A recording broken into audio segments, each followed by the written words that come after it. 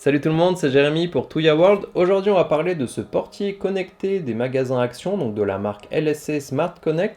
Je vous avais parlé il y a quelques semaines de deux caméras, une caméra intérieure et une caméra extérieure, donc on est sur la même série. Donc aujourd'hui, on va voir un petit peu comment l'ajouter dans l'application, quelles sont les fonctions disponibles et surtout quelle est la qualité vidéo, est-ce que ça peut vous intéresser et vous servir. Si vous aimez les produits domotiques propulsés par Tuya, tout ce qui est amélioration du confort, de la sécurité, n'hésitez pas à vous abonner à la chaîne et on commence tout de suite.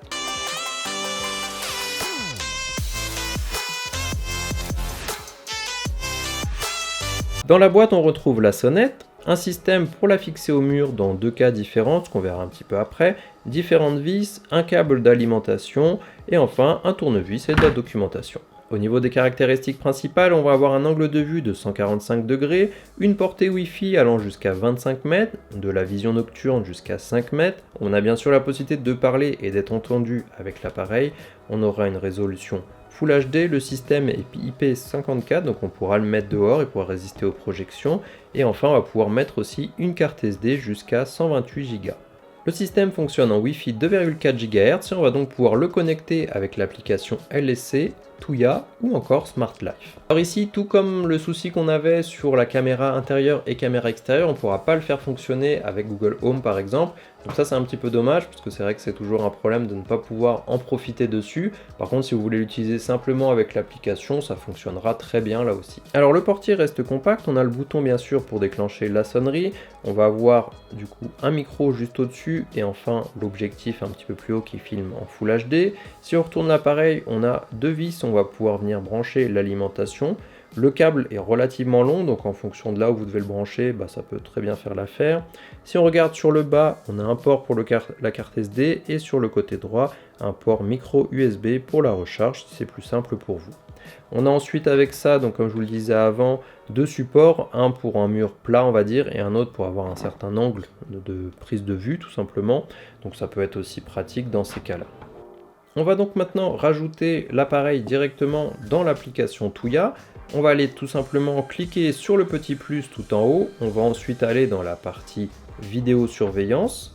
On clique ensuite sur visiophone. On clique sur la petite coche juste pour dire qu'on a bien vu que le système clignotait.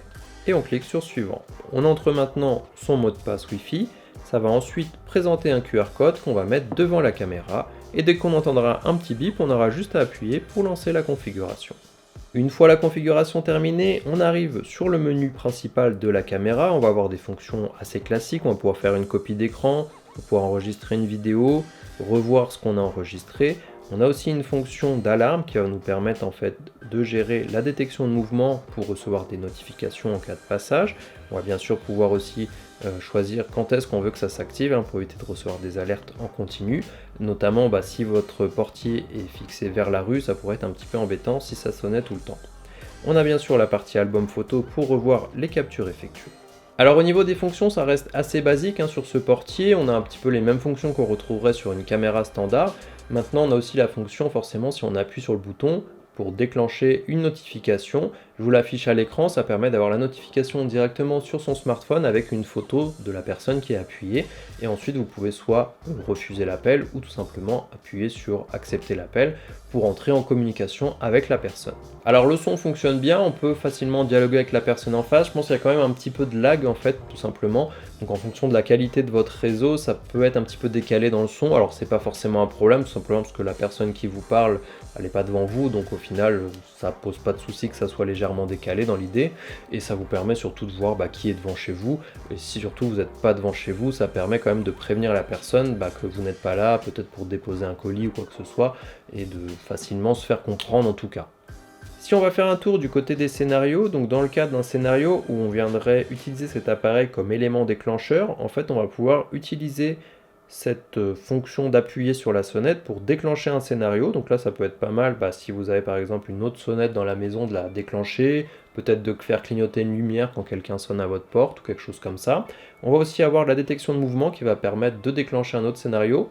En fonction de là où est positionnée cette sonnette, ça peut servir comme une alerte ou quelque chose comme ça.